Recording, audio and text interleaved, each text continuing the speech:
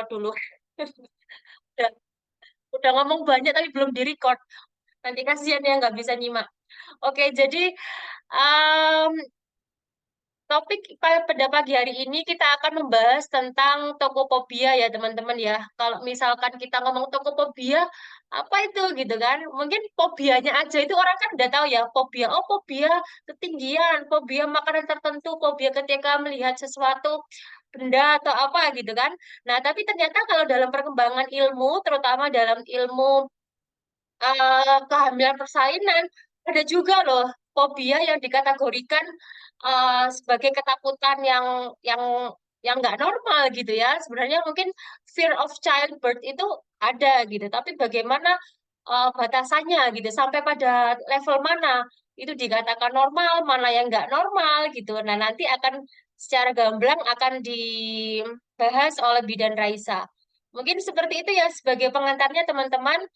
Eh, Biar nggak lama-lama, langsung saya serahkan kepada Bidan Raisa untuk memberikan presentasi dan sharingnya. Iya, baik. Terima kasih Bidan Erni atas pembukaannya. Assalamualaikum warahmatullahi wabarakatuh. Selamat pagi teman-teman semua. Terima kasih sudah bersedia menyediakan waktu ya di hari Sabtu pagi ini bersama kami, Sepia. Saya izin share screen terlebih dahulu. Apakah sudah terlihat? Alhamdulillah sudah. Ya, ya, baik. Jadi seperti yang sudah disampaikan oleh Bidan Erni, hari ini kita khusus bahas terkait tokophobia atau intense fear of pregnancy and childbirth. Nah, yang akan kita pelajari pada pagi hari ini adalah yang pertama kita bahas dulu apa itu pregnancy dan childbirth ya secara singkat dan general. Lalu selanjutnya kita baru move ke tokophobia. Selanjutnya kita akan membahas apa sih faktor resiko dari seseorang kenapa sampai orang tersebut mengalami suatu fobia terhadap persalinan. Selanjutnya kita bahas gejalanya seperti apa, impact-nya, baik itu terhadap diri sendiri maupun keluarga serta bayi. Selanjutnya adalah manajemen dan treatment. Yang terakhir adalah coping strategies. Dan nanti juga kita akan bahas prevention. Bagaimana cara kita menghindari supaya rasa takut, rasa cemas yang kita miliki tidak berubah menjadi fear yang begitu berat gitu ya, yang begitu kuat. Yang pertama kita bahas tentang kehamilan dan persalinan atau pregnancy dan childbirth. Jadi saya yakin teman-teman di sini sudah pintar ya, sudah tahu semua kehamilan itu dan childbirth itu apa sih gitu ya secara definisi secara teori. Jadi kehamilan adalah suatu keadaan di mana hasil konsepsi adalah hasil pertemuan antara sel telur dan sperma. Itu namanya konsepsi. Dan si konsepsi ini kemudian nanti akan ditanamkan atau akan eh, ini ya implantasi di dalam rahim kita. Jadi akan tumbuh dan berkembang di dalam rahim kita jadi embrio, kemudian jadi bayi, kemudian akhirnya siap untuk dilahirkan sampai kira-kira selama 40 minggu proses kehamilannya gitu. Nah, kemudian kita move ke proses persalinan. Nah, proses persalinan ini terjadi di antara minggu ke-37 sampai 42 kehamilan gitu. Dan persalinan seperti yang teman-teman tahu adalah proses lahirnya seorang bayi dan juga plasenta. Jadi tidak berhenti di bayi aja tapi sampai plasentanya lahir gitu. Itu yang sering dikatakan sama orang tua zaman dulu kali ya, bayi kedua. Nah, ini disebutnya adalah seharusnya plasenta gitu. Nah, selanjutnya pada masa ini, pada masa pregnancy dan childbirth, tubuh serta kondisi psikis ibu itu mengalami perubahan yang sangat besar. Gitu. Jadi yang perlu digarisbawahi oleh teman-teman, pasangan serta keluarga ketika seorang wanita mengalami eh, ini ya move ke proses hamil dan melahirkan itu bukan hanya tubuhnya aja yang berubah gitu. Memang apparentnya memang lebih mudah mengenali bahwa oh iya tubuhnya berubah gitu karena dari segi fisik juga eh, perutnya membesar dan sebagainya ya. Tapi ada satu kondisi yaitu kondisi psikis yang itu juga sama dengan kondisi fisik. Jadi dari sana dulu kita mengerti bahwa perubahan psikis seorang ibu ketika hamil dan melahirkan lanjut sampai postpartum itu adalah suatu hal yang fisiologis, suatu hal yang normal. Itu yang kita garis bawahi terlebih dahulu. Nah, dari seluruh definisi tersebut, kita bisa menyimpulkan bahwa proses hamil dan melahirkan adalah, memiliki makna spiritual ya dalam penciptaan dan keajaiban kehidupan baru. Bagaimana tidak menciptakan kehidupan baru ya, kita aja tadi ketika berbicara tentang definisi kehamilan, kita membicarakan bahwa ada, calon, bayi yang tumbuh dan berkembang di dalam, tubuh seorang ibu gitu. Gitu, jadi memang dari definisinya aja itu begitu ini ya, eee, luas dan berat gitu, menciptakan suatu kehidupan yang baru, itu intinya. Nah, kemudian kita bahas, dimensi pregnancy dan childbirth. Kita bahas, eee, dari sisi, fisiologisnya ya, pregnancy dan childbirth. Yang pertama adalah tadi sudah disebutkan bahwa, kehamilan dan persalinan merupakan periode transisi. Nah, transisinya ini, eee, bukan hanya dari asalnya hamil, tidak hamil, asalnya, tidak, apa ya, tidak ada kehidupan yang tumbuh dan berkembang di dalam tubuh kita, tapi juga fase transisi menjadi orang tua. Asalnya mungkin kita hanya jadi istri aja, tapi setelahnya kita menjadi ibu gitu, ketika hamil otomatis kita menjadi seorang ibu. Nah, kemudian contohnya untuk ibu yang sudah punya anak satu misal, role-nya juga akan ini ya, akan bertransisi. Anaknya asalnya satu, kemudian hamil lagi, kemudian akan menjadi ibu dari, 2 anak gitu. Jadi fase transisi ini adalah yang menyebabkan kondisi psikis ibu juga, menjadi apa ya, shifting gitu, menjadi lebih, sensitif, menjadi lebih berat gitu, dan itu suatu hal yang normal. Karena dari role-nya aja itu sudah berat gitu ya, asalnya hamil jadi asalnya hanya istri, sekarang role-nya nambah gitu. Itu yang perlu digarisbawahi oleh, kita ya, sebagai wanita kita harus aware. Nah, selanjutnya adalah, kehamilan dan persalinan ini multidimensi. Jadi bukan hanya dilihat dari satu faktor aja. Nah, kenapa, saya sebutkan multidimensi di sini ya, jadi kalau teman-teman, perhatikan mungkin dari sistem kesehatan, kemudian dari, apa ya, media portrayal, dari propaganda yang ada, Eee, fasilitas maupun layanan kesehatan yang ditujukan untuk ibu dan keluarga itu mostly untuk physical health. Jadi yang menjadi concern sampai saat ini bahkan, agenda Kemenkes ya contohnya itu masih fokus terhadap, dimensi fisik dari seorang ibu dan anak aja, gitu. Jadi yang ketika datang ke tenaga kesehatan, ke bidan, ke dokter, yang dilihat pertama kali mungkin, "Oh oke, ibu fisiknya oke," dan lain sebagainya. Nah, terlupakan akhirnya dimensi yang lain. Dimensi apa aja? Dimensi emosionalnya mungkin dilupakan. Kadang lupa ya di-assess gitu, apakah ibu nyaman dengan kehamilannya, apakah ibu siap dengan kehamilannya, apakah ibu sudah ready dengan role yang akan dia emban gitu ya setelah, melahirkan nanti.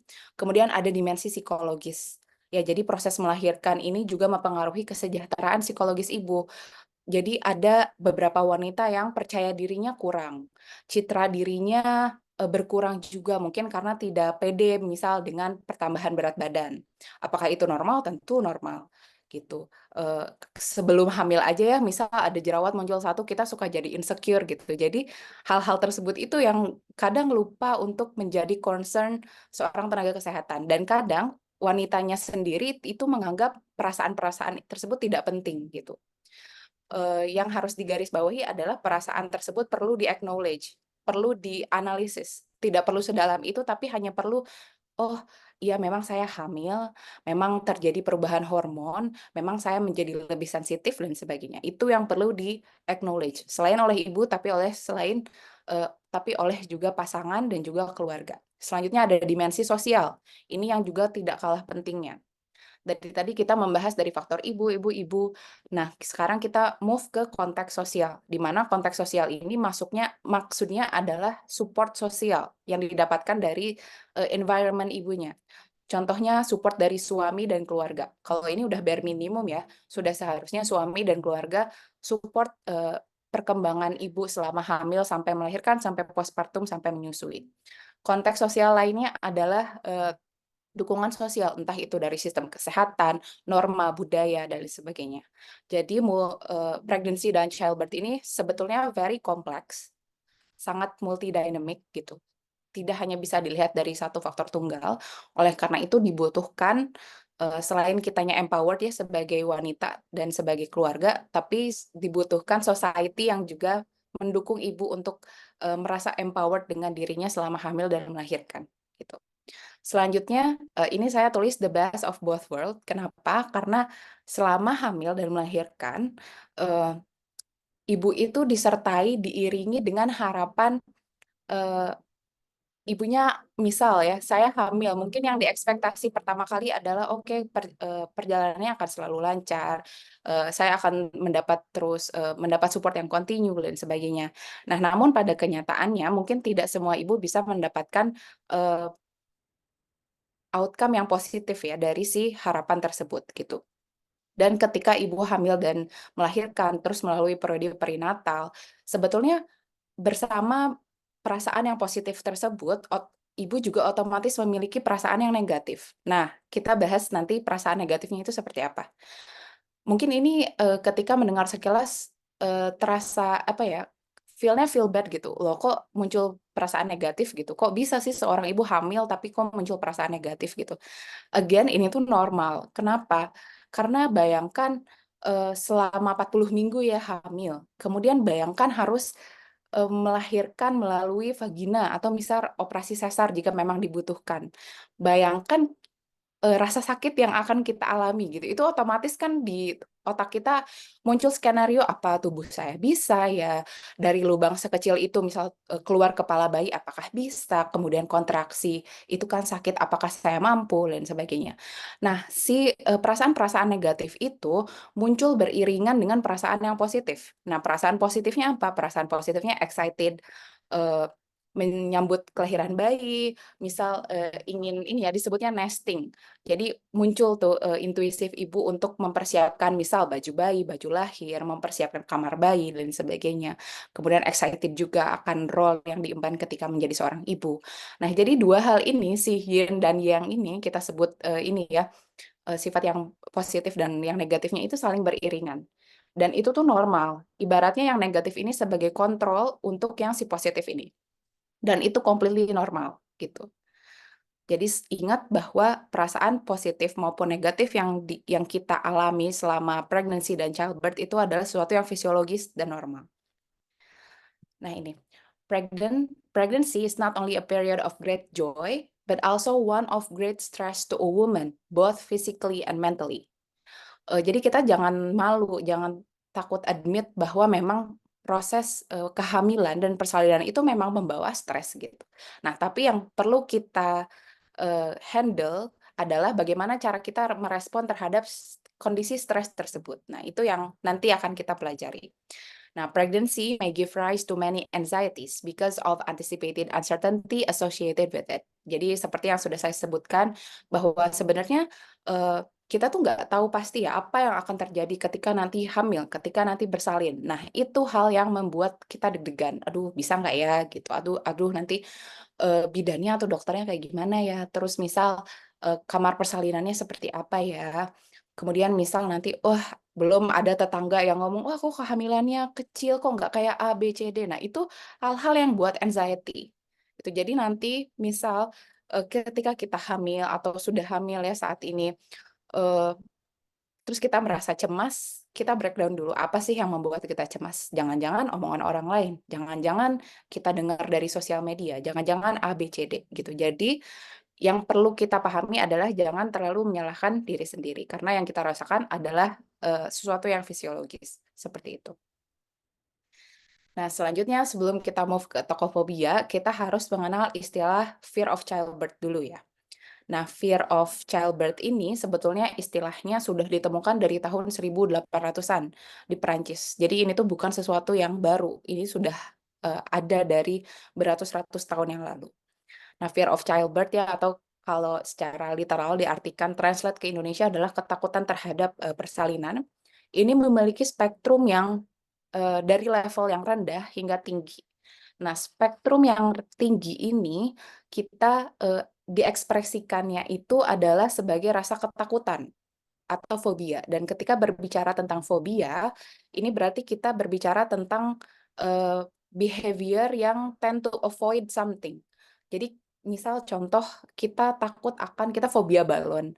Tentunya kita tidak mau memikirkan balon, tidak mau bertemu balon, tidak mau eh, terlibat dengan apapun yang ada balonnya gitu. Jadi fobia ini, pokoknya ketika mendengar kata fobia berarti ada avoidance behavior di dalamnya. Ada keengganan gitu ya dari seseorang untuk terlibat dengan hal yang dia takutkan gitu. Nah, jadi kita sudah sepakat bahwa arti fobia ini ya atau spektrum fear of childbirth yang tinggi ini adalah melibatkan perilaku penghindaran dan ini adalah ciri khas dari fobia. Kemudian kita lihat prevalensinya worldwide ya ini dari eh, penelitian terbaru tahun 2023 didapatkan data bahwa sebanyak 40% new mothers ini adalah ibu yang baru pertama kali hamil, itu mengalami fear of childbirth.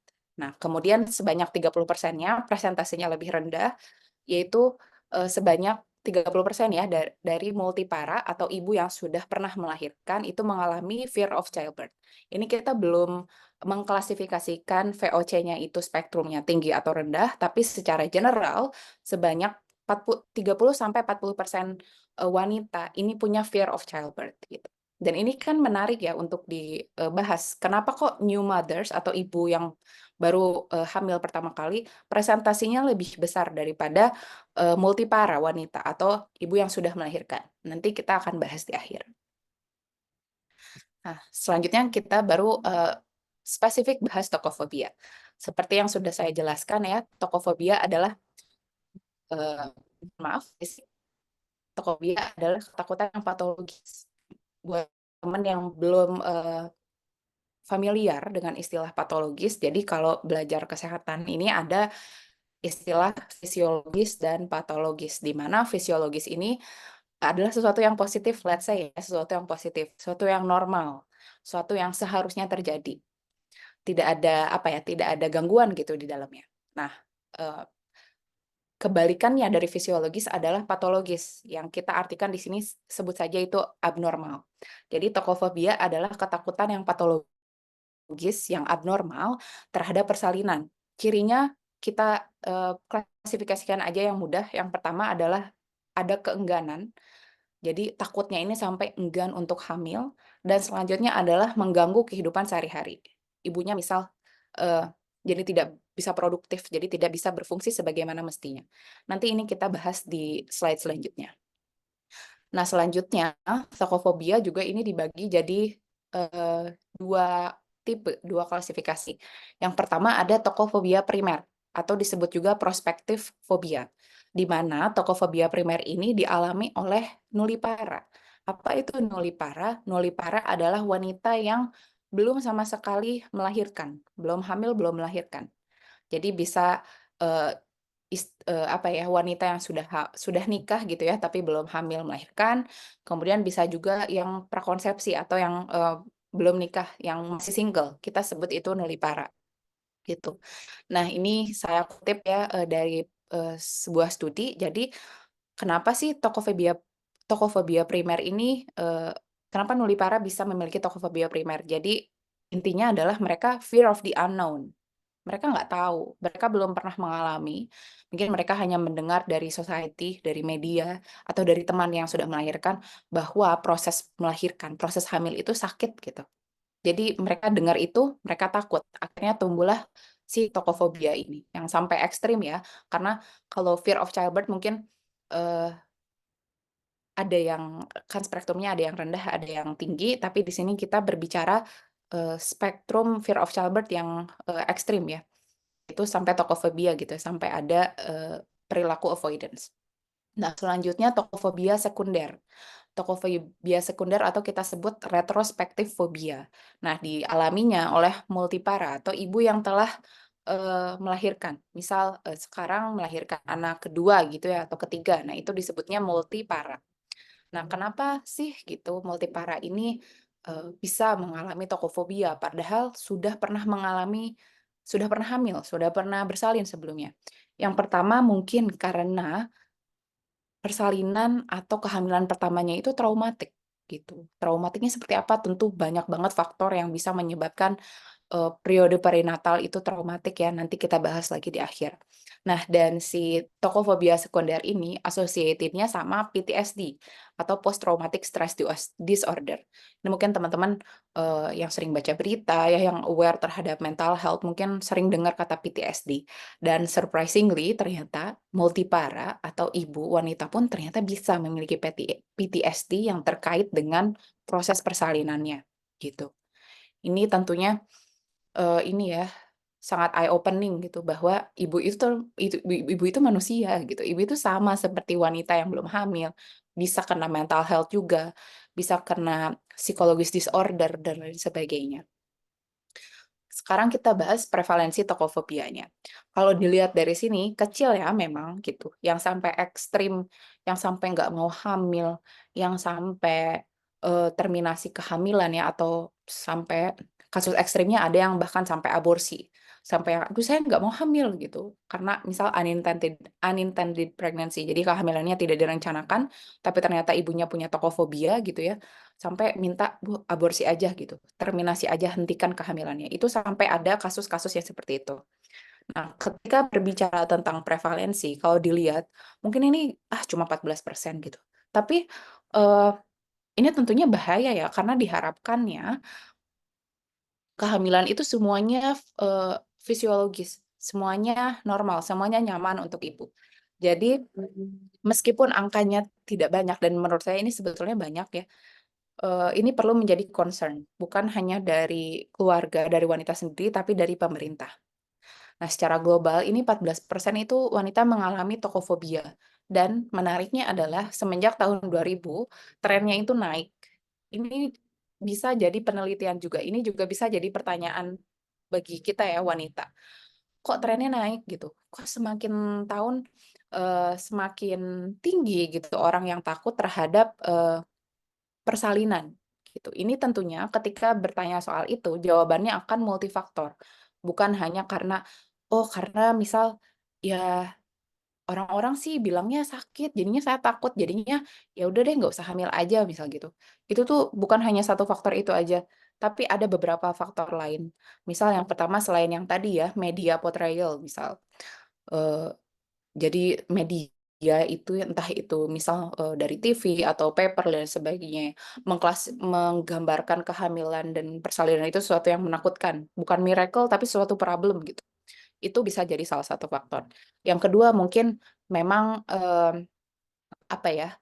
eh, Banyaknya sekarang kan tren operasi sesar sudah semakin naik ya. Itu bisa jadi salah satu hal penentu tentang tokofobia itu sendiri, di mana orang-orang bilang, udahlah eh, persalinan pervaginaan itu sakit, mending sesar aja yang instan, nggak perlu kontraksi dan sebagainya. Itu bisa jadi salah satu hal yang determine atau menentukan kenapa sih angka tokofobia semakin tinggi gitu. Dan kenapa itu berbahaya. Nanti kita bahas di slide selanjutnya. Lalu kita bahas tentang risk factor atau faktor-faktor yang menyebabkan seorang wanita bisa mengalami tokofobia. Yang pertama psikososial factor. Nah, apa itu psikososial? Jadi psikososial menggambarkan keterkaitan antara eh, kehidupan sosial, budaya, kemudian lingkungan dari tempat ibu tersebut tinggal ya, yang mempengaruhi eh, bagaimana ibu tersebut berpikir dan berperilaku. Gitu. Di sini kita sebutkan risk faktornya adalah younger age, lack of support atau kurangnya support ya, entah itu dari pasangan, keluarga maupun dari lingkungan, low economic status, low education dan social disadvantage. Kenapa sih kenapa kondisi-kondisi ini menjadi risk factor ya? Ketika seseorang, let's say, memiliki low economic status atau status sosial ekonominya rendah, tentunya berimbas kepada misal individu tersebut tidak bisa mendapatkan pendidikan yang adekuat. Salah satunya mungkin pendidikan tentang maternal health ya, atau mungkin keinginan untuk seek help ya, health seeking behavior atau keinginan untuk misal berkonsultasi dengan tenaga kesehatan, tanya ke bidan, tanya ke dokternya itu rendah gitu karena pengetahuannya itu karena awareness-nya kurang. Kemudian misal dari segi economic status ya tidak bisa afford untuk eh, misal membeli makanan yang nutritious yang bergizi dan sebagainya. Atau mungkin dia karena memiliki low economic status ini self worth-nya rendah, tidak empowered. Akhirnya lebih riskan engage terhadap eh, contohnya misal mendapatkan partner yang abusive. Nah, selanjutnya karena ketidaktahuannya itu akhirnya tidak suka terhadap pregnancy ya, tidak mau pregnancy, kemudian tapi tidak mau pregnancy-nya itu tapi tidak dengan dibarengi dengan family planning yang baik, tidak dengan memakai kontrasepsi. Akhirnya muncullah unwanted pregnancy. Ketika kehamilannya aja tidak mau, tentunya ibu tidak akan mau memberikan yang terbaik untuk anaknya. Akhirnya ya sudahlah proses pregnancy dan childbirth-nya itu akan traumatik untuk ibunya. Karena ibunya sendiri dari psikisnya aja menolak gitu. Nah, ini yang dari psychosocial factors. Jadi intinya seseorang yang sosial status ekonominya rendah, pendidikannya rendah itu lebih riskan untuk engage terhadap risky behavior gitu. Nah, selanjutnya kita bahas faktor psikis, psychological factors. Yang pertama ada past trauma. Past trauma yang seperti disebutkan tadi ya, yang PTSD, misal operasi sesarnya itu traumatik, atau persalinan pervaginamnya juga traumatik. Traumatiknya kenapa? Yang pertama bisa karena tidak sesuai ekspektasi. Contohnya adalah misal saya pengennya persalinan pervaginam, tapi ada suatu penyulit, ada suatu kejadian kompleks yang mengharuskan saya untuk bersalin SC gitu. Padahal saya tuh belum siap gitu. Saya tuh nggak mau SC, tapi akhirnya harus SC. Akhirnya muncullah trauma itu. Akhirnya muncullah trauma bahwa, aduh kalau saya hamil lagi, saya takut SC itu sakit, dan lain sebagainya. Nah, selanjutnya adalah adanya histori ya, atau adanya riwayat ibu tersebut memang memiliki anxiety, atau memiliki psychiatric atau kondisi mental disorder dari sebelum hamil. Nah, ini yang perlu diperhatikan oleh baik ibu maupun tenaga kesehatannya. Jadi, untungnya saat ini, dewasa ini, untungnya kita semakin aware terhadap mental health ya. Jadi untuk teman-teman yang sekarang masih dalam tahap prakonsepsi, maupun yang sedang mempersiapkan kehamilannya, kehamilan baik kehamilan pertama atau kedua, coba kenali diri sendiri dulu, saya ini punya disorder bawaan ya, enggak ya gitu. Selain yang physical, tapi yang mental health juga. Karena tentunya ketika hamil ya ada perubahan hormon dan sebagainya, itu akan meningkatkan faktor resiko ibu semakin menderita fear of childbirth ini gitu. Nah, selanjutnya adalah low self esteem dan lowered pain sensitivity.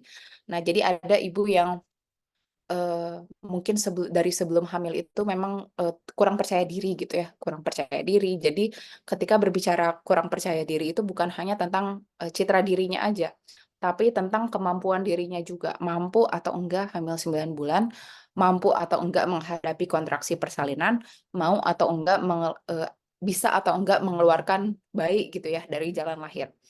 Nah, ibu yang memiliki citra diri yang rendah, yang self esteem-nya rendah, ini lebih beresiko menderita fear of childbirth gitu.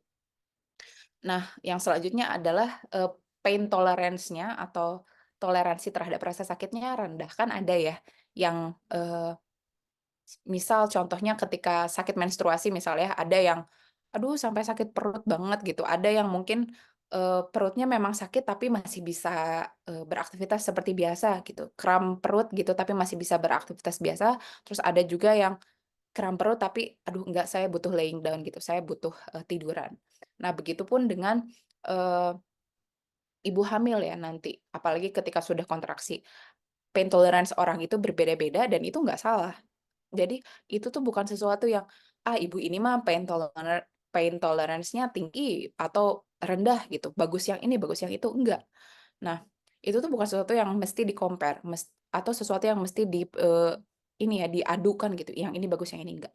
Justru itu adalah PR bagi tenaga kesehatan bagaimana memberikan, personalized care atau memberikan layanan kesehatan, layanan ibu dan bayi yang sesuai dengan kondisi ibunya tersebut. Jika ibunya memang pain tolerance-nya rendah, maka empower-lah ibu tersebut. Maka berikanlah pengetahuan, berikanlah, apa ya, afirmasi positif kepada ibu bahwa, "Ayo ibu bisa dilatih, ibu bisa memanajemen pain-nya," dan lain sebagainya, gitu. Ini adalah, faktor psikologis ya. Nah, kemudian kita bahas ke socio-cultural factor. Seperti yang saya sebutkan bahwa, faktor dari konteks sosialnya itu sangat mempengaruhi bagaimana cara ibu memandang kehamilannya, bagaimana cara ibu menjalani kehamilan dan, persalinannya. Contohnya di sini saya sebutkan social communication. Kenapa itu menjadi faktor resiko ya? Yang pertama social communication di sini adalah maksudnya misal saya lagi hamil, kemudian saya bertanya atau mendengar cerita dari teman saya A, B. Kemudian teman saya bilang, "Aduh, kemarin lahirannya sakit, kemarin, lahirannya misal nggak nyaman dan lain sebagainya." Ibu B berkata, "Oh iya, mending SC aja," misal, "Persalinan per vagina mah sakit, kayak gini-gini saya aja bla bla bla." Misal hanya menceritakan sampai sana aja gitu. Nah, yang baiknya sedangkan tidak diceritakan. Tentunya itu akan mempengaruhi kita ya, mempengaruhi, aduh, itu secara tidak langsung akan masuk ke alam bawah sadar kita, "Aduh iya ya, kayaknya sakit deh. Aduh, kayaknya saya nanti juga nggak sanggup deh," dan sebagainya. Nah, itu yang dimaksudkan dengan social communication. Ini in a bad way ya, social communication-nya. Nah, selanjutnya media portrayal. Mungkin teman-teman kalau aware ya gitu, sekarang misal buka Google atau sesimpel buka Instagram misal, udah banyak sekali, eee, selain dari tenaga kesehatan ya, entah itu masyarakat umum maupun tenaga kesehatan yang, mendescribe bahwa persalinan per vaginam itu ya sakit gitu. Tapi kan memang tidak salah juga sebenarnya ya memang sakit gitu. Tapi kita perlu aware bahwa rasa sakit itu muncul dari mana sih? Dari kontraksi. Kontraksi itu tujuannya apa sih? Ya kontraksinya untuk mengeluarkan bayi. Nah, jadi sebenarnya rasa sakit ini ya tujuannya baik gitu. Itu yang harus difilter ketika, kita melihat berita tentang, waduh, persalinan itu sakit dan sebagainya. Nah, selanjutnya adalah cultural expectation. Ini yang, jadi bahasan yang menarik juga. Karena, saya banyak dengar juga ya dari teman-teman saya yang, sudah hamil dan melahirkan bahwa mereka itu dianggap sudah mampu gitu. Jadi ketika seorang wanita hamil juga, "Oh iya hamil udahlah hal biasa," gitu, "Ah udahlah pasti biasa aja, pasti juga nanti prosesnya A, B, C, D, dan sebagainya." Jadi misal ketika ibu mengalami, "Aduh saya nyeri punggung," ketika trimesternya semakin naik ya, usia kehamilannya semakin naik, "Aduh saya nyeri punggung," atau ketika trimester 1, 2, "Aduh saya keliengan, saya pusing." Itu tuh mungkin bahkan nyinyiran akan datang dari keluarga sendiri ya. Misal, "Ah, dulu mah ibu hamil nggak kayak gitu," gitu. "Ah, atau dulu kakak kamu mah pas hamil nggak rewel," dan sebagainya. Nah, si ekspektasi itu terhadap wanita ya, karena ekspektasinya, "Kamu mah harusnya baik-baik aja," gitu, "soalnya saya juga baik-baik aja waktu hamil," atau "tetangga kamu baik-baik aja waktu hamil." Si ekspektasi-ekspektasi tersebut yang membuat wanita enggan untuk membicarakan ketidaknyamanannya, enggan untuk membicarakan kecemasannya, ketakutannya. Dan ketika kita surprise atau apa ya, nge-hold emosi yang kita miliki atau, "Ya udahlah, eee, daripada diomongin nanti saya dimarahin," dan sebagainya, itu justru bad ya, bukannya di-address gitu, tapi malah, kita hilangkan gitu. Jadi nggak diurai, nggak dianalisis dulu nih perasaannya ini kenapa gitu. Dan itu ketika terus ditumpuk, tentu, suatu saat akan meledak si perasaan-perasaan negatifnya, si perasaan-perasaan cemasnya. Kalau tidak diaddress mungkin akan semakin, negatif gitu ya si perasaan, eee, nega si perasaan cemas dan sebagainya itu gitu. Justru kita tidak call for help gitu dengan tidak membicarakan itu. Nah jadi, eee, ini juga jadi PR ya untuk kita untuk, mencari atau gimana cara nge-build environment at least dari keluarga dulu yang sangat-sangat suportif. Jadi tidak menyepelekan apa yang kita rasakan selama periode perinatal, gitu. Nah, yang terakhir adalah biological factor atau hormonal changes. Jadi seperti yang teman-teman ketahui, ketika kita hamil itu, tubuh kita itu mengalami perubahan fisik. Nah, salah satunya, perubahan hormon. gitu. Nah, si perubahan hormon ini ada hormon apa aja? Salah satunya ada hormon estrogen, progesteron. Nah, si hormon 2 ini kan fluktuatif ya ketika hamil gitu. Jadi, tinggi gitu. Nah, itu menyebabkan kita lebih sensitif terhadap, environment-nya kita. Contohnya aja waktu mens gitu. Kan itu ada fluktuasi hormon juga ya, dan itu malah lebih singkat. Tapi contoh ketika PMS atau ketika menstruasi hari pertama, kedua, kita kan rasanya lebih sensitif ya. Bayangkan ini si fluktuasi hormon ini terjadi selama 40 minggu, selama hamil dan berlanjut sampai postpartum. Bayangkan kita yang biasanya sensitif mungkin lebih sensitif selama 1, 2 hari. Nah, ini kita harus, bergulat ya, bergumul dengan si perubahan hormon itu selama 40 minggu. Ini yang kadang orang-orang di sekitar kita tidak aware bahwa ibu hamil itu berubah loh hormonnya, memang lebih sensitif gitu, bukan salah kita yang lebih cengeng, tapi kita memang didesain lebih sensitif. Apakah itu bad? Tentunya jika tidak bisa di-handle dengan baik ya si rasa stres itu, tentu pada ujungnya akan bad. Tapi, rasa sensitif ini juga sebetulnya baik. Kalau ibu tidak sensitif, tentu ibunya mungkin tidak akan menjadi ibu yang penyayang gitu ya, misal contohnya. Misal ibunya tidak akan peduli gitu dengan tumbuh kembang janin yang ada di dalam perutnya. Ketika ibunya sensitif, mungkin ibunya akan lebih sering, "Oh iya, saya harus lebih sering ngajak ngobrol bayinya," gitu ya, dielus-elus perutnya, diajak komunikasi bayinya, dan lain sebagainya, gitu. Jadi, yang mau saya tekankan ke teman-teman adalah, berbahagialah ketika mengetahui bahwa perubahan hormon, kemudian perubahan perasaan, perubahan psikis yang dialami selama periode perinatal adalah hal yang normal. Ketakutan, kecemasan itu hal yang normal, karena memang kita nggak tahu apa yang akan, terjadi gitu ya, atau ekspektasi kita itu akan kejadian atau enggak gitu ketika nanti di akhir masa, kehamilan misal. Jadi, eee apa ya, berbahagialah bahwa ini tuh bukan saya yang lebay, bukan saya yang sensitif, tapi memang saya didesain untuk seperti ini gitu, oleh pencipta saya, gitu. Yang perlu saya lakukan adalah meng-embrace si rasa-rasa tersebut, bagaimana agar supaya tidak mempengaruhi, saya tuh, tidak semakin menjadi, apa ya, outcome yang negatif untuk diri sendiri maupun nanti bayinya. Nah, selanjutnya kita, berbicara tentang symptoms atau gejala yang, pokoknya teman-teman yang perlu, digarisbawahi ya. Misal sekarang, saya pun sebetulnya memiliki kecemasan ya, saya pun memiliki fear of childbirth, sejujurnya, gitu. Tapi setelah baca-baca ini, saya tahu bahwa, oh saya tidak sampai ekstrim fear of childbirth-nya, karena saya masih ada rasa excited ketika, membayangkan, "Aduh nanti saya punya anak," gitu, "nanti saya hamil, nanti saya" dan sebagainya. Itu masih ada rasa excited sedikit meskipun dibarengi dengan rasa cemas juga. Nah, tapi ketika tokophobia, ini sama sekali nggak ada rasa excited, sama sekali nggak ada rasa senang, gitu. Jadi yang ada itu menghindar, yang ada itu misal, saya ngobrol dengan teman A misalnya, kemudian teman A mention sedikit tentang kehamilan.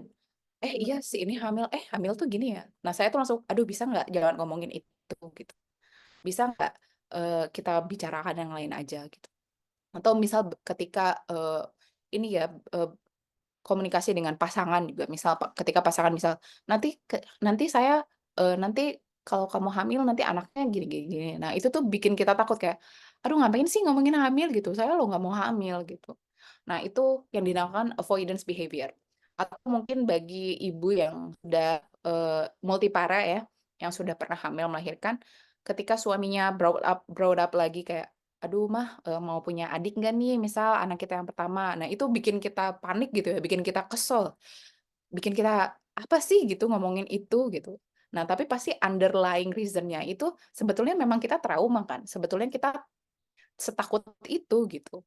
Makanya sampai tidak mau, membicarakan atau mengingat atau bahkan memikirkan tentang, pregnancy maupun, childbirth process. Symptoms-nya yang pertama kita bahas adalah, panic attack dan nausea. Jadi dari physical-nya dulu.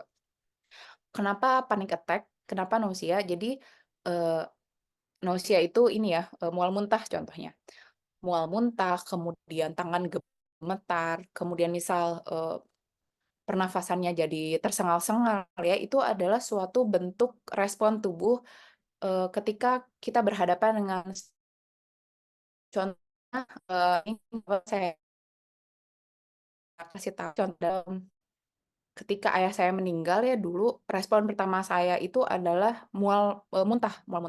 Nah, ketika saya, kayak karena konsul psikolog juga dikasih tahu bahwa itu tuh memang respon tubuh yang menolak gitu, menolak kejadian tersebut gitu. Saking nggak maunya itu sampai muntah, sampai tremor, sampai, eee, engap gitu ya, sampai, misalnya short breath gitu.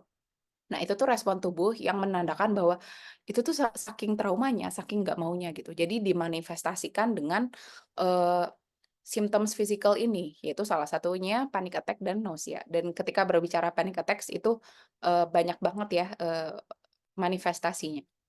Nah, selanjutnya yang kedua adalah, ini dari segi psikis ya, feeling afraid, at the thought of pregnancy and childbirth. Ini sudah kita bahas tadi berulang kali bahwa si rasa takutnya ini sampai manifestasinya itu sampai avoidance, sampai menghindari gitu, sampai nggak mau sama sekali.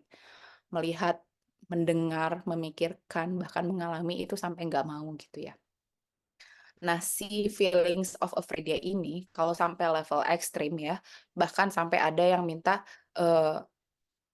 aborsi atau terminasi kehamilan saking nggak maunya gitu, atau sampai, neglect gitu. Misal hamil tapi udah nggak mau periksa ke dokter, nggak mau periksa ke bidan, nggak mau makan makan yang nutrisi, toh saya nggak mau ada bayi ini gitu ya, toh saya sebenarnya nggak mau hamil, nggak mau melahirkan. Itu, mmm, takutnya adalah sampai sana gitu. Jadi ketika bayinya sudah ada, tapi ibunya tuh nggak mau gitu. Akhirnya ya gimana mau nurturing gitu ya, gimana mau membesarkan si bayi tersebut, gitu. Nah, selanjutnya manifestasi yang lain adalah adanya nightmare misal atau, eee, tidurnya tidak nyenyak ya, sering memimpikan tentang proses persalinan yang traumatik, dan lain sebagainya. Nah, yang terakhir yang menarik adalah insist, melakukan cesarean section gitu.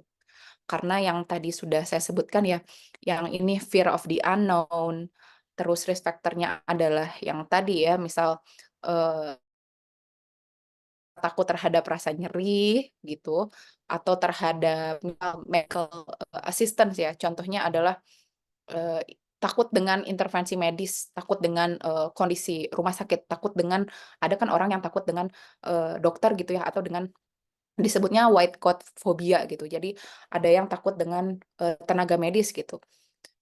Nah, eee, manifestasinya adalah, insist dari pengen cesarean section gitu. Kenapa? Eee, karena ya udah saya takut aja, saya nggak mau aja kontraksi gitu, saya nggak mau aja merasakan kontraksi yang misal berlangsung selama berhari-hari. Jadi meskipun kondisi saya baik, kondisi saya sehat, saya tidak perlu untuk emergensi operasi sesar misalnya, tapi saya akan tetap memilih itu, karena itu jalan pintasnya, gitu. Nah, sebetulnya ketika berbicara, eee, apa ya, operasi sesar, ini menarik untuk bahas karena trennya ini semakin naik. Dari tahun ke tahun trennya semakin naik. Ketika operasi sesar ini ditujukan sebetulnya dan seharusnya hanya untuk persalinan atau kehamilan yang patologis, yang abnormal, yang kompleks, yang memang eee, tidak bisa dilalui dengan cara persalinan per vaginam ya atau melalui vagina. Nah, tapi kok trennya semakin meningkat. Apakah ini ada kaitannya dengan, eee, tren prevalensi tokoфобia yang semakin meningkat juga? Nah, itu untuk, apa ya, akademisi maupun researcher itu, seru gitu untuk dibahas dan itu juga bisa jadi pertanyaan dari teman-teman gitu. Loh kenapa ya tren cesarean section itu naik gitu? Nah, kemudian yang mau saya bahas adalah sebetulnya boleh nggak sih gitu ibu, tanpa komplikasi apapun tapi pengen sesar? Kalau boleh saya katakan, yang pertama adalah tidak boleh kalau ibunya tidak memiliki, penyerta gitu atau apa ya, underlying diagnosis atau, reason yang strong, yang kuat kenapa sampai perlu sesar. kenapa kok nggak boleh sih, kan itu hak saya. Betul, itu hak, seorang individu ya untuk menentukan treatment apa yang sesuai, yang dia inginkan. Nah, tapi ketika berbicara tentang operasi sesar, ini bukan hanya ibunya aja, tapi ada anaknya. Nah, kemudian pertimbangkan, ini benefit-nya lebih banyak mana? Apakah dengan sesar nanti anak saya akan mendapatkan benefit yang sama dengan, persalinan pervaginam? Nah, tapi itu akan beda case-nya dengan ibu-ibu yang memang harus sesar, yang memang ada, alasan medisnya. Tentunya ketika ada alasan medis, kita akan berbicara mempertimbangkan mana benefit yang lebih besar. Ketika ibunya misal, perdarahan gitu ya, misal let's say perdarahan, tentunya akan lebih beneficial operasi sesar daripada, daripada persalinan pervaginam. Karena ibunya sudah emergensi, butuh segera diselamatkan, butuh segera menyelamatkan, apa ya, kehidupan ibu dan bayi tersebut, gitu. Nah, itu yang menjadi pertimbangan ketika seseorang mempertimbangkan harus sesar atau enggak. Itu yang, menjadi dasar ya. Selanjutnya kita bahas, impact-nya. Ada 3 poin utama, yaitu mental health, physical health, dan decision making. Mental health yang pertama, ketika seseorang menderita tokophobia atau fear of childbirth ini ya, yang pertama adalah kesulitan untuk melakukan daily activities. Baik yang nulipara maupun multipara, ketika sudah sampai tahap tokophobia, akan lebih sulit produktif ya, akan lebih sulit untuk, menjalani kehidupan sehari-hari. Contoh simpelnya aja ketika kita, berbicara mental health disorder yang, seperti anxiety atau depresi ya. Dari sana aja, ketika seseorang mengalami anxiety atau depresi, tentunya misal manifestasinya adalah, "Aduh saya jadi tidak mau berbaur dengan orang lain." Atau ada fase ketika saya hanya bisa tertidur karena saya lemas, karena saya nggak bisa ngapa-ngapain, nggak ada semangat dan sebagainya. Begitu pula ibu yang mengalami tokophobia, mungkin itu ada impact-nya. Nah, dan yang menariknya adalah ibu yang mengalami tokophobia ini biasanya disertai dengan anxiety yang parah atau depresi yang parah. Jadi itu adalah eee, suatu hal yang beriringan gitu. Nah, selanjutnya adalah apa, ibunya sulit berkonsentrasi, kemudian tidak mau, avoiding meeting friends dan segala bentuk komunikasinya. Contoh, kenapa sih sampai tidak mau komunikasi? Contohnya mungkin karena takut, obrolan tentang kehamilan atau persalinan itu, hadir gitu ya di komunikasi atau di acara sosial tersebut. Jadi akhirnya adalah nggak mau ketemu, atau mungkin memang pure bawaan dari si depresi dan anxiety-nya itu, sampai ya saya nggak mau aja gitu ya, mengisolasi diri gitu. Nah, selanjutnya adalah sudden burst of fear. Jadi tiba-tiba lagi normal aja, lagi, fine-fine aja, tapi tiba-tiba misal shaking gitu ya, atau misal, mindnya rushing gitu, tiba-tiba inget traumatic childbirth yang dahulu dilalui, atau inget, kondisi dulu ketika melahirkan, bersalin dan lain sebagainya gitu. Selanjutnya adalah addictive behavior. Nah, addictive behavior ini seperti apa? Yang pertama adalah contohnya adalah terus-menerus mencari informasi terkait pain, eee, contohnya adalah kontraksi, misal terus-terusan cari informasi terkait kontraksi ya, dan sampai adiktif gitu, dan sampai mengganggu kehidupan sehari-hari. Nah, kalau yang dinamakan adiktif ini kan sebetulnya, sesuatu yang, jelek ya. Addiction dalam bentuk apapun itu adalah suatu hal yang negatif gitu. Nah, ini manifestasinya bisa bermacam-macam. Salah satunya adalah terus-terusan mencari informasi yang, sebetulnya dampaknya negatif terhadap kondisi psikis kita, gitu. Nah, selanjutnya negative thoughts. Negative thoughts-nya apa? Negative thoughts-nya contohnya adalah jadi tidak mau mempunyai harapan yang positif. Contohnya adalah misal saya, hamil yang pertama itu sesar ya, dan itu recovery-nya sungguh sakit gitu. Akhirnya saya trauma. Nah, ketika hamil yang kedua, saya tuh jadi nggak mau punya pikiran yang positif gitu. Misal, udah nggak mau berharap yang macem-macem, toh nanti akan sakit juga kayak persalinan yang pertama gitu. Jadi ya udahlah eee, terimain aja gitu. Saya nggak mau berusaha juga, toh nanti pada akhirnya saya dikecewakan. Misal itu negative thoughts yang mungkin muncul. Nah, tentunya, eee, ini, eee ini ya, maksudnya, buruk juga kalau misal dibiarkan berlangsung lama si negative thoughts itu, karena berpengaruh terhadap cara kita men-treat diri kita dan juga bayi yang ada di dalam kandungan. Nah, selanjutnya, impact yang lain adalah dari physical health. Kenapa kok bisa sampai anemia atau misal, Iya, baik, bidan Erni. Kemudian, sampai aborsi, contohnya abortus ya, aborsi, kemudian low birth weight, ini ketika bayinya lahir, misal bayinya, berat badannya rendah atau physical problem yang lainnya.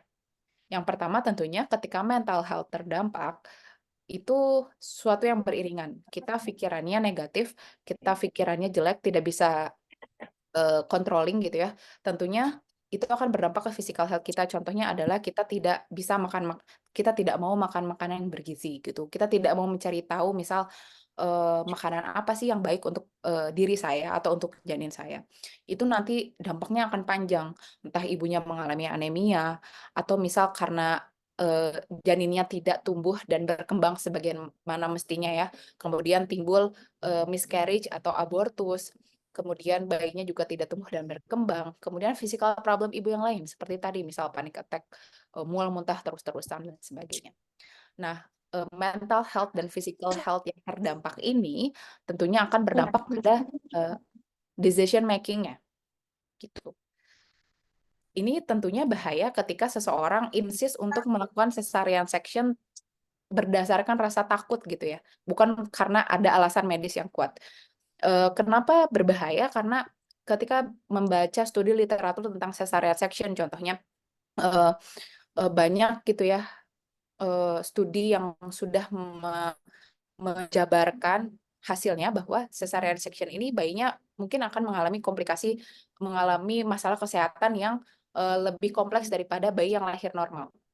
Ini saya bukannya menjelek-jelekan ibu yang, lahir secara cesarean section, tapi ini adalah suatu fakta yang kita harus ketahui, gitu. Jadi cesarean section ini harusnya menjadi least choice oleh ibu-ibu yang sehat, yang memang, mampu gitu ya untuk, bersalin secara, pervaginam, gitu. Nah, ini kemudian kita bahas lagi, salah satu alasan utama di balik keinginan perempuan untuk melahirkan melalui operasi sesar adalah ketakutan patologis yang terkait dengan proses persalinan. Dari sini saja harusnya kita bisa menyimpulkan bahwa, oh iya ya, harusnya sih operasi sesar itu ya bukan karena takut aja, tapi harusnya ada alasan yang menyertai gitu, alasan urgent, sito yang menyertai kenapa seseorang harus sampai wanita itu sampai harus melakukan operasi sesar, gitu. Nah, selanjutnya kita move ke manajemen dan treatment. Yang perlu kita garis bawahi adalah ini tuh bukan tugas ibu untuk, bukan hanya tugas dari ibu saja ya untuk, mengenyahkan atau mengurangi si rasa fear of childbirth ini, tapi ini suatu hal yang, kesatuan, yaitu harus mendapat dukungan juga dari sosial, dari sekitar. Hal yang bisa dilakukan oleh ibu adalah melakukan terapi dan konseling. Ketika kita sudah aware, kita sudah mempunyai fear of childbirth ini ya, entah itu levelnya ekstrim maupun rendah, kita bisa melakukan terapi atau konseling. Nah, kalau dari literatur yang saya baca, biasanya yang membahas fear of childbirth ini masih banyaknya adalah psikolog atau psikiatris. Jadi belum banyak tenaga kesehatan, entah itu bidan maupun dokter obgyn yang bisa mengadres isu ini, gitu. Tapi ketika teman-teman sudah menemukan provider atau sudah menemukan tenaga kesehatan yang pro terhadap mental health, yang pro, yang aware terhadap, fear of childbirth, maka, gunakanlah kesempatan itu, gitu ya. Eee, konselinglah dengan, bidan, konselinglah dengan dokter yang memang beliau support kita fisik dan mentally, gitu. Nah, kenapa, alangkah baiknya jika si konseling atau terapi tersebut dilakukan bersama tenaga kesehatan, karena untuk building trust juga, gitu. Contohnya adalah, layanan atau care yang diberikan oleh bidan itu kan sifatnya kontinu ya, dari hamil sampai nanti KB, dan itu kan sifatnya seluruh siklus kehidupan. Nah, ketika sudah dari awal kita building trust dengan provider, dengan bidan, tentunya kita akan percaya sepenuhnya, tentunya afirmasi yang diberikan oleh provider tersebut akan kita serap dengan baik karena kita sudah percaya, gitu. Jadi, first thing first yang dilakukan oleh teman-teman untuk menghindari, trauma yang untuk mengurangi ya atau atau mengurai si rasa takut ini adalah cari provider, cari terapis yang memang, eee, concern dengan masalah fear of childbirth ini.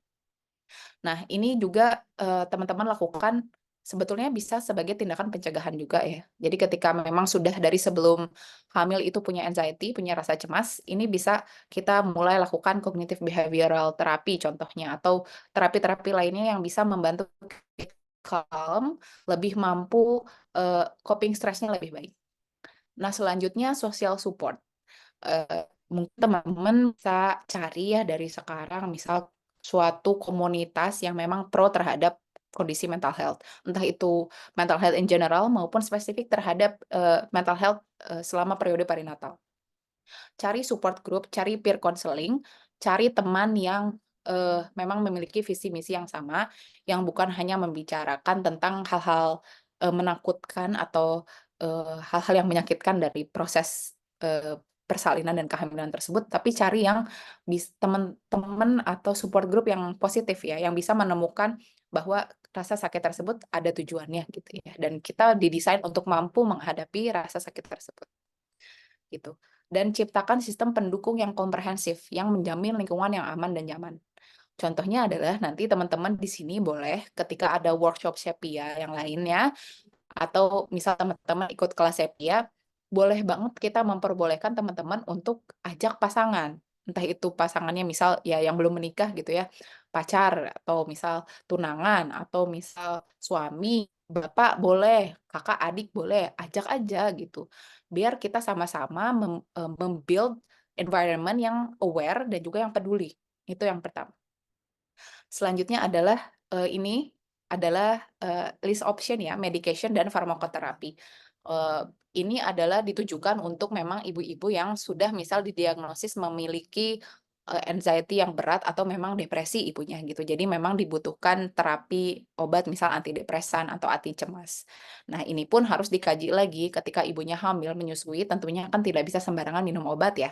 Nah, tapi ini bisa untuk teman-teman misal yang saat ini, masih prakonsepsi atau memang belum hamil lagi ya, itu bisa dilihat, eee, apakah saya sudah ada avoidance behavior nih gitu, tapi dilihat lagi nanti pergi ke psikiatris atau psikolog, diagnosislah oleh profesional ini ya, professional provider, apakah saya sampai membutuhkan terapi obat atau mungkin, terapi konseling, seperti, CBT aja itu cukup, gitu. Jadi yang pertama adalah terapi dan konseling dulu, cari support group, cari social support yang baik.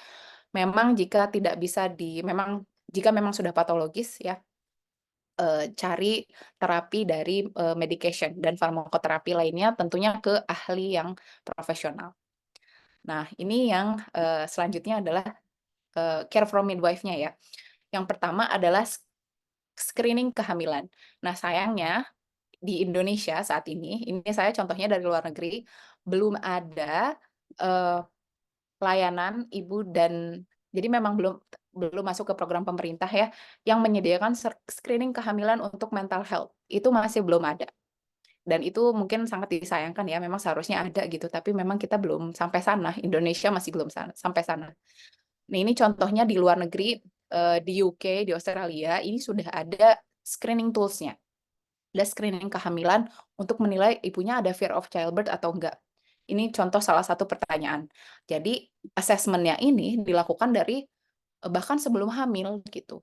Misal ketika, konsultasi ingin hamil ya, atau misal ketika trimester pertama, itu ibunya udah ditanya, how do you think your labor and delivery will turn out?" Gitu. Nah, ini kan kita jadi assess ya, eee, oh iya ibunya ekspektasinya atau ibunya sudah punya pemikiran kayak gini nih kalau hamil misal, eee, ibunya misal jawab nomor 3, oh berarti ibunya in the middle gitu ya, ibunya antara berharap baik ataupun pasrah gitu.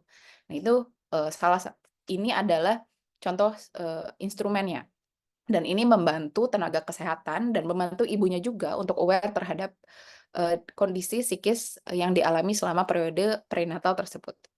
Nah, ini psychoeducation dari midwife-nya. Jadi, coba tolong cari provider yang memang lagi-lagi ya, aware terhadap masalah mental health, aware terhadap bahwa ibu tersebut mungkin memiliki fear of childbirth gitu.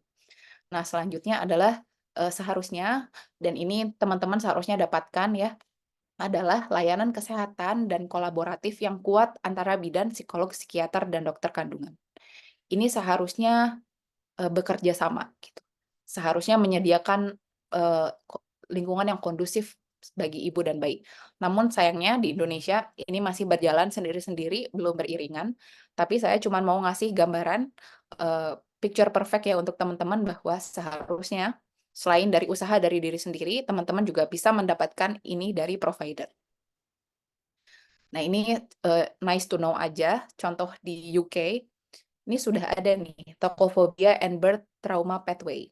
Jadi, tenaga kesehatan ini sudah dibekali bahwa ibu itu mungkin aja mengalami fear of childbirth. Dan ketika ibu itu misal dideteksi ya, melakukan screening fear of childbirth, apa yang harus dilakukan oleh tenaga kesehatan, apa yang harus dilakukan oleh ibu. Ini sudah ada pathway-nya atau guidelines-nya di luar negeri. Lagi-lagi, sayangnya di Indonesia belum sedetail ini. Gitu. Yang terakhir adalah coping strategies dan prevention.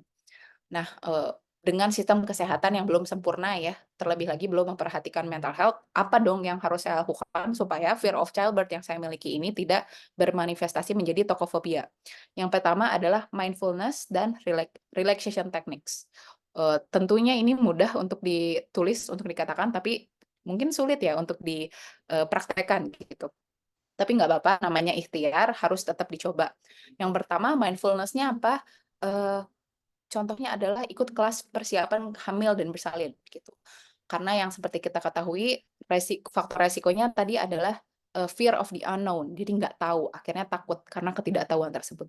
Dengan kita ikhtiar mengikuti workshop seperti ini, dengan kita ikhtiar mengikuti kelas-kelas persiapan hamil, melahirkan, mental health, tentunya kita akan jadi tahu dan harapannya adalah mengurangi rasa ketakutan kita, rasa cemas kita, karena tentunya kelas-kelas tersebut diiringi dengan seperti ini ya, informasi terkait coping strategies dan lain sebagainya. Yang selanjutnya adalah yoga dan hypnobirthing. Ini untuk melatih relaksasi, melatih coping kita ya terhadap stres gitu, melatih manajemen stres kita. Selanjutnya lagi-lagi partner dan family support. Ini sangat-sangat bare minimum, jadi sampaikan kepada keluarga dan pasangan kita bahwa kamu loh harus support aku gitu, harus ada untuk aku gitu, physically dan mentally. Jadi kalau yang saya kutip di sini adalah better the support system, lesser is the antenatal stress load. Semakin baik support sistemnya, stresornya kita akan semakin rendah dan tentunya kita akan lebih semakin nyaman menghadapi kehamilan. Dan selanjutnya adalah education dan empowerment. Libatkan tenaga kesehatan melalui terapi, konseling, support group, ya, melalui kelas-kelas persiapan bersalin.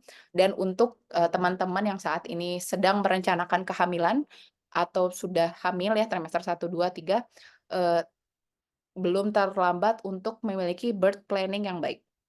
Birth planning itu seperti apa? Nanti bisa ikut kelasnya Sepia, ada kelas childbirth, di sana kita akan bahas birth planning itu seperti apa ya. Yang pasti tujuannya adalah untuk menyiapkan proses persalinan yang nyaman dan sesuai dengan eee, kondisi ibu, seperti itu. Ini slide terakhir.